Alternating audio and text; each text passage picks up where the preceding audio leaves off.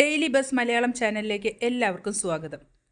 ജനന തീയതി പ്രകാരം പണം വരാനുള്ള വർഷം എപ്പോൾ? എൻ്റെ ഭാഗ്യവർഷം എപ്പോൾ? എല്ലാവർക്കും ഒരു ഭാഗ്യവർഷം ഉണ്ടെന്ന് ന്യൂമറോളജി പറയുന്നു. ആ വർഷം നിങ്ങൾ ശരിയായി ഉപയോഗിച്ചാൽ ജീവിതം തന്നെ മാറും. അതായത് പേഴ്സണൽ ഇയർ. അത് എങ്ങനെയാണ് കാൽക്കുലേറ്റ് ചെയ്യുന്നത് എന്ന് നോക്കാം. നമ്മുടെ ജനിച്ച തീയതിയും മാസവും ആഡ് ചെയ്യുക. അപ്പോൾ ഒരു സിംഗിൾ നമ്പർ വരും. അതിൻ്റെ കൂടെ ഈ വർഷം ഏതാണ്? 2026. 2026 ആഡ് ചെയ്യുമ്പോൾ അതിൽ നിന്ന് നമുക്കൊരു സിംഗിൾ നമ്പർ കിട്ടും. എന്നിട്ട് ആ സിംഗിൾ നമ്പറും നമ്മുടെ മാസവും ഡേറ്റും കണക്കാക്കിയിട്ട് വന്ന സിംഗിൾ നമ്പറും കൂടെ ആഡ് ചെയ്യാം. അപ്പോൾ ഇവിടെ വന്നിരിക്കുന്നത് 5 + 1 ആണ്. അപ്പോൾ 6. അപ്പോൾ ഈ വ്യക്തിയുടെ ഭാഗ്യ നമ്പർ എന്ന് പറയുന്നത് ഭാഗ്യ ഇയർ, പേഴ്സണൽ ഇയർ എന്ന് പറയുന്നത് 6 ആണ്. 1 തൊട്ട് 9 വരെ പേഴ്സണൽ ഇയർ വരുന്ന ഓരോ വ്യക്തികൾക്കും ഓരോ ഭാഗ്യങ്ങളാണ്. ആ ഭാഗ്യങ്ങളെക്കുറിച്ചാണ് ഞാൻ ഇന്നിവിടെ പറയുന്നത്.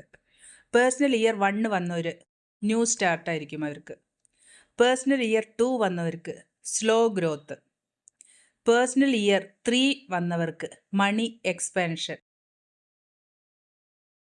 Personal year 4 hard work.